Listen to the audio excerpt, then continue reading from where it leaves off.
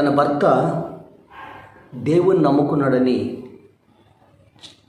చేతబడి చేసి తన భర్తని హతమార్చాలనుకుంది తన భార్య. కానీ చివరికి ఆ దేవుడే గొప్పవాడని, తన భర్త నమ్మిన దేవుడే నిజమైన దేవుడని తిరిగి దేవుని నమ్ముకుంది. ఇది ఎలా సాధ్యమైంది, ఏ విధంగా జరిగిందో చాలా జాగ్రత్తగా ఇది విని మీరు కూడా నిజమైన దేవుని తెలుసుకోవాలని నేను మనవి చేస్తున్నాను. అది కెన్యా గ్రామం, ఆఫ్రికా దేశంలోని కెన్యా గ్రామం.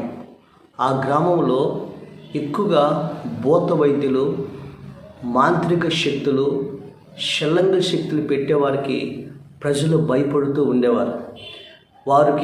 వారి జీవితాల్లో దెయ్యాలు పట్టినా, జ్వరాలు వచ్చినా, ఏ పరిస్థితికైనా వాళ్ళు భూత వైద్యం సంప్రదించి వాళ్ళ తాబీదులు కట్టించుకునే వాళ్ళు, మంత్రాల శక్తులు చేయించుకునే వాళ్ళు, తర్వాత వాళ్ళ ఇంట్లో హోమాలు చేసేవారు. ఆ విధంగా ప్రజలను భయపెట్టి వాళ్ళ ధనాన్ని దోసుకుంటూ ఉండేవాళ్ళు. ఆ ప్రాంతానికి కొంతమంది మిషనరీస్ ఆ ప్రాంతానికి వెళ్ళి అక్కడ దేవుని గురించి సువార్తను ప్రకటించారు. అక్కడ జేమ్స్ అనే ఒక మిషనరీ, తర్వాత కొంతమంది మిషనరీలు ఆ ప్రాంతానికి వెళ్తే చాలామంది ప్రభుని కలిగి ప్రభు సొంత రక్షకునిగా అంగీకరించారు. అయితే ఆ ప్రాంతంలో దేవుణ్ణి కలుగుంట వల్ల కొంతమంది నమ్ముకున్నారు, చాలామంది ఇంకా నమ్ముకోలేదు. అయితే మాంత్రికులకు, భూత వైద్యులకు చాలా నష్టం కలిగింది. ఎందుకంటే వాళ్ళ వ్యాపారం పడిపోయింది. వాళ్ళ తాబీదులు ఇవన్నిటి కూడా వాళ్ళు సంప్రదించట్లేదు. వాళ్ళు చాలా ఈ దేవుడిని నమ్ముకున్నారని చాలా కోపంతో ఉన్నారు. అయితే ఆ గ్రామంలో ఓజో అనే ఒక వ్యక్తి ఆయన దేవుని నమ్ముకున్నాడు, చాలా భక్తిగా జీవిస్తున్నాడు. అయితే తన భార్య, తన యొక్క భర్త దేవుని నమ్ముకుంటాం తన భార్యకి ఇష్టం లేదు. అయితే తన భార్య ఎలాగనగా తన భర్తని మరలా తిరిగి యేసు ప్రభు నుంచి తిప్పి మరలా వాళ్ళు మామూలుగా ఈ భూత వైద్యులతో లేకపోతే వాళ్ళ దేవతను ఆరాధించేట్లుగా చేయాలని చెప్పని తన భార్య భూత వైద్యుని సంప్రదించేది.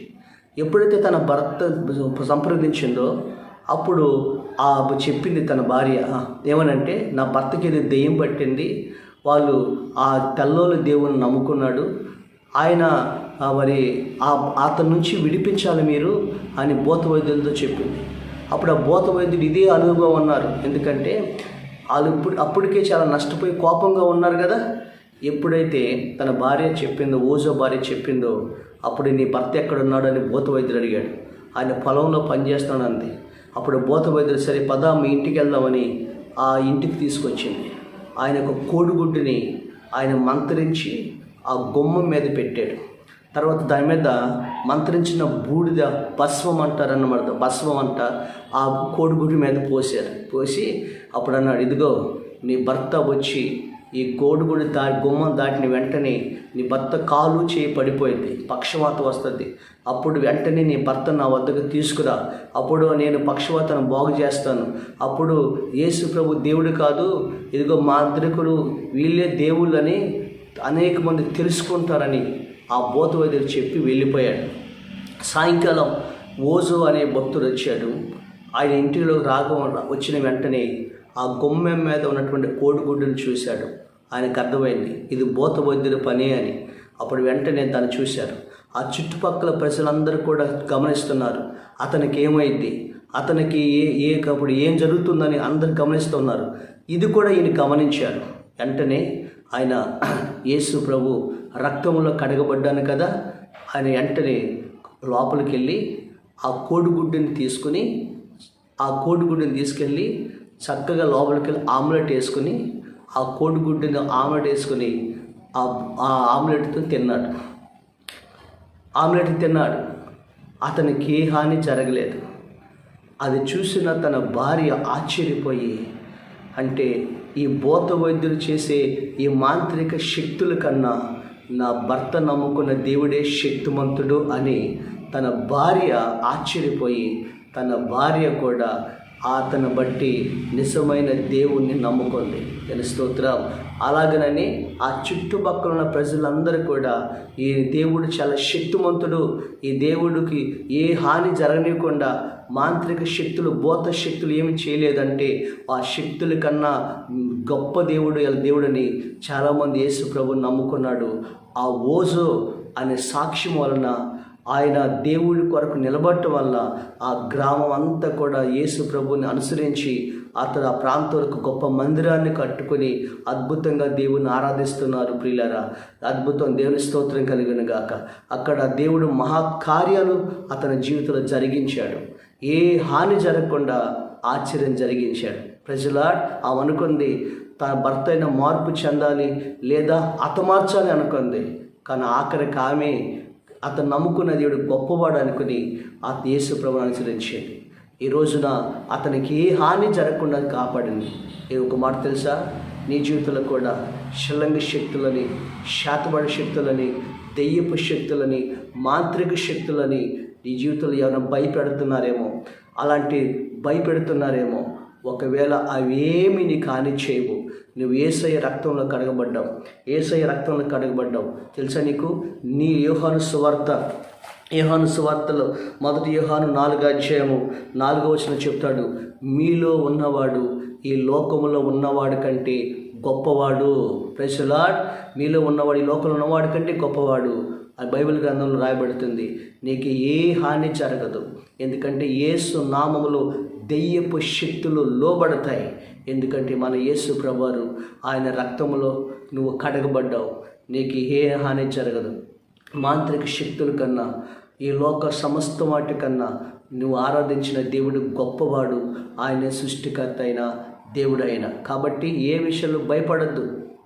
ఆ యేసు ప్రభు ప్రార్థన చేయి. ఈరోజు నువ్వు కలిగి ఉన్న ఆ కళలో వచ్చినటువంటి రాత్రిపూట నిద్ర పడతలేదా? నీకు కళలో దెయ్యపు శక్తులు కనబడుతున్నాయా? ఒకవేళ ఏమైనా మాంత్రిక శక్తులు పెట్టిన అనుమానం పడుతున్నావా? ప్రియమైన దేవుడి బిడ్డ, నీకు ఏ హాని జరగదు. నీకు ఏ దుష్ట శక్తులను తాకు. ఎందుకని తెలుసా? యేసయ్య గొప్పవాడు. ఆయన రక్తములో నువ్వు కడగబడ్డావు. నీకు ఏ హాని జరగకుండా దేవుడు నిన్ను కాపాడుతాడు. దేవుని స్తోత్రం కలుగును గాక. అపోస్తుల కార్యముల గ్రంథం 26వ అధ్యాయము 17వ వచనం చదువుతున్నాను చూడండి. 17వ వచనం ఏమి రాయబడిందంటే, జాగ్రత్తగా మాట చూసినట్లయితే మనము ఈ రోజున అంటున్నాడు, ఇదిగో నీకు ఏ హాని జరగకుండా ఈ అన్ని జనుల వలన ప్రజల వలన అన్ని జనుల వలన ఏ హాని కలగకుండా నిన్ను కాపాడిదను. వారి చీకట్లో నుండి వెలుగులోనికి, సాతాను అధికారం నుండి దేవుని వైపునకు తిరిగి నా యందలి విశ్వాసము చేత పాప క్షమాపణను పరిశుద్ధపరచబడిన వారిలో స్వాస్థ్యం పొందినట్లు వారి కన్నులు తెచ్చుటకై నేను నిన్ను వారి యొద్దకు పంపెదను. Praise the lord. దేవుడు నీకు ఏ హాని జరగకుండా నిన్ను భద్రంగా కాపాడుతాడు. ధైర్యముగా ఉండు. మన ప్రభు గొప్పవాడు. నీకు ఏ హాని జరగకుండా, ఏ అనారోగ్యము, ఏ శీతబడి శల్లింగ శక్తులు, ఏ శత్రువుల వల్ల నీకు హాని జరగకుండా నిన్ను దేవుడు కాపాడుతాడు. ఆ దేవుడు గొప్పవాడు. ఆ దేవునికి ప్రార్థన చేయి. ఆ దేవుడు నేను సాక్షిగా, వెలుగుగా నీ భర్త ఎదుట, నీ భార్య ఎదుట, నీ కుటుంబీకుల ఎదుట నేను గొప్ప వెలుగుగా సాక్షిగా నిలబెట్టి, నిజమైన దేవుడని అనేక మంది నిన్ను చూసి తెలుసుకున్నట్లుగా దేవుడు నిన్ను ఆశీర్వదిస్తాడు. ఆశీర్వదించును గాక. ఆమేన్.